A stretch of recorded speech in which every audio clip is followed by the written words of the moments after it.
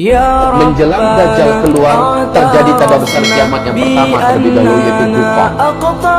Dukhan ini, seperti penjelasan Michel Penn, pakar astronomi dunia yang paling senior saat ini, beliau menjelaskan hanya terjadi apabila bumi mengalami hantaman meteor, daratan bumi.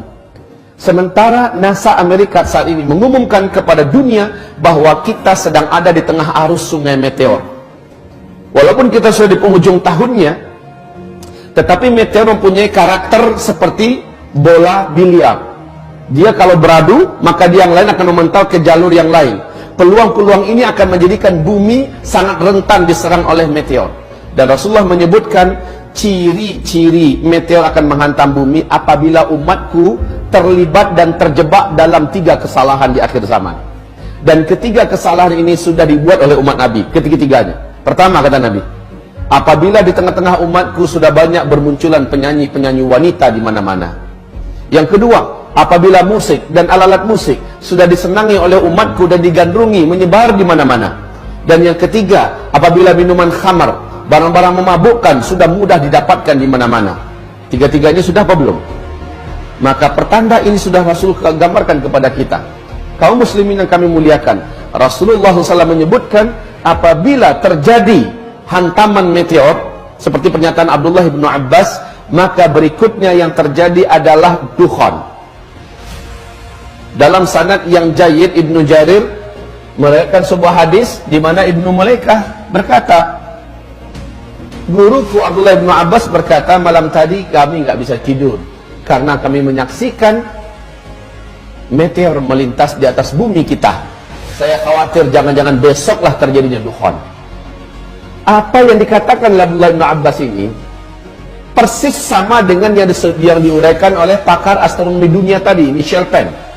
Meteor ini ketika dia menghantam atmosfer bumi kita, kalau garis diameternya 2 km saja, kekuatan ledakan meteor ini sama dengan 1 juta kali lipat bom nuklir yang pernah meledak di Nagasaki dan Hiroshima. Dampak yang terjadi berikutnya adalah meteor ini akan terbakar. Bagian kulitnya akan mengeluarkan asap yang sangat tebal dan itu panas beracun.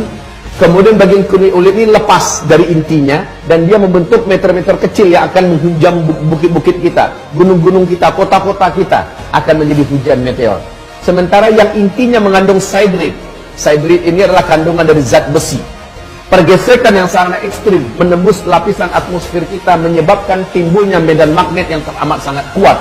Dampaknya yang langsung terasa oleh manusia di bumi adalah semua besi dan logam yang ada di muka bumi akan langsung terinduksi. Maka mobil kita yang mesinnya dari besi tidak bisa lagi di starter, Pak, nggak bisa lagi jalan.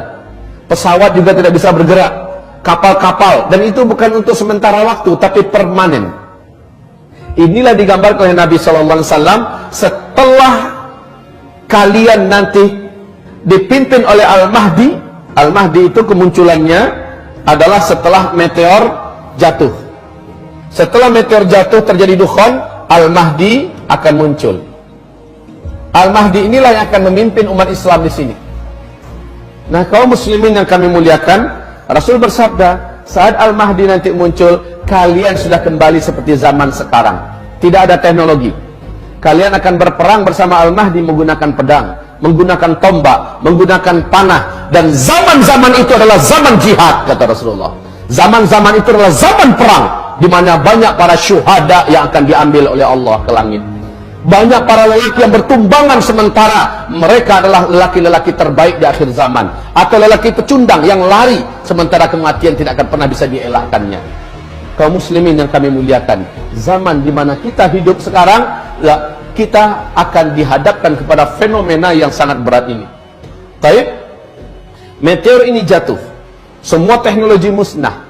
Ketika menghantam laut, kata Michel Penn, kekuatan ledakannya yang sama dengan 1 juta kali lipat bom nuklir itu menjadikan hadirnya tsunami setinggi 230 meter.